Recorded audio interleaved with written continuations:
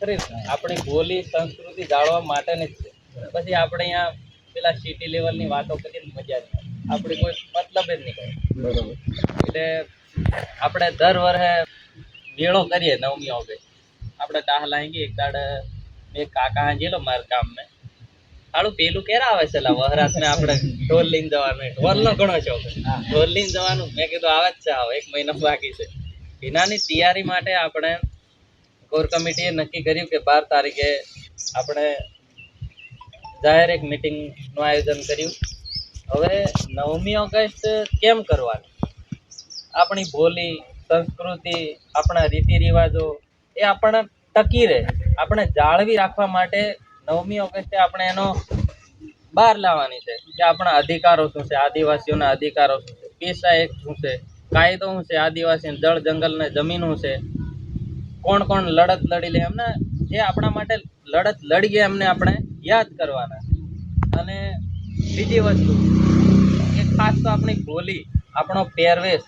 અત્યારે તો આપણે સૂટ બૂટ જીન્સ પેન્ટમાં આવી ગયા, પણ આપણો મૂળ પોશાક આપણી જે આપણે પહેરીએ એમાંથી આપણી એક ઓળખાણ થાય. ચાલો કે તાલુકામાં જવાનું હોય, માથે પાકડીને ધોતી પહેરીને આવ્યો, રાખવો છે એમ ઓળખાવું, પણ આપણે આજે આપણું કોઈ ઓળખતું, આપણે બધા જ સાહેબ બની ગયા, બધા જ સિટીના બની ગયા. હવે આ વસ્તુ નડે છે કંઈ આપણને, નડતી બી નહીં. ચાલો સમય પ્રમાણે આપણે પરિવર્તન કર્યું, ધોતી પોતળીમાંથી આપણે પેન્ટમાં આવ્યા.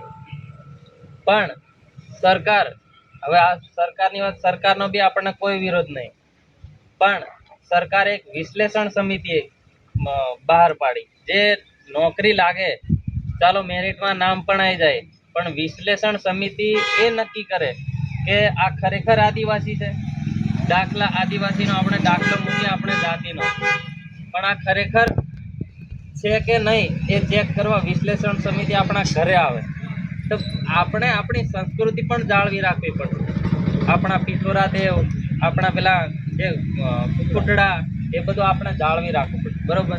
જો આ નહીં જાળવીએ તે એક સમય આપણે જે અનામત છે એમાંથી આપણે બાકાત રહી જઈએ.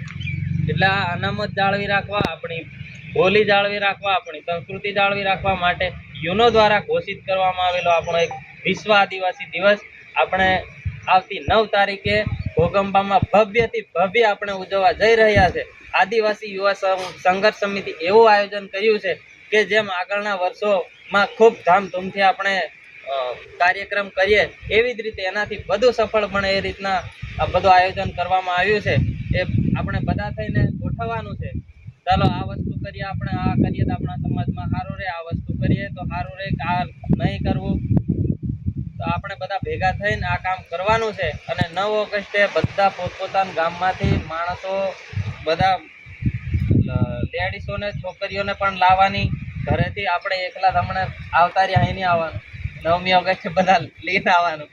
નાના પોરિયા હોય ઢોરવાળીને બધાને લઈને આવવાનું. બધા 9મી ઓગસ્ટ માત્ર કોઈ રાજકીય પાર્ટી કે પ્લેટફોર્મ નહીં, દરેક પાર્ટીનો વ્યક્તિ આવી શકે. આમ આદમી હોય, ભાજપ હોય, કોંગ્રેસ હોય, આપ હોય, બાપ હોય, ગમે તે સમાજનો આ એક કોઈ મારો 9મી ઓગસ્ટ એકલાની નથી કે કોઈ બીજાની એકલાની નથી.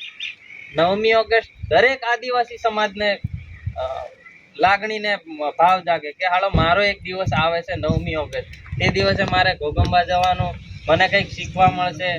પછી પેલું ડીજે મેં કૂદવા ચડે, ઢોલ વગાડવા ચડે, ઢોલ પીરી વગાડવા બધું મળે. એટલે આપણે બધા 9મી ઓગસ્ટની તૈયારી માટે જ અહીંયા ભેગા હોલા છે. એટલે 9મી ઓગસ્ટની તૈયારી આપણે દરેક ભેગા મળીને કરવાની છે. હવે આગળ આપણને નવીનભાઈ જે કંઈ સૂચન આપશે એ મુજબ આપણે બધાને જય જોહાર.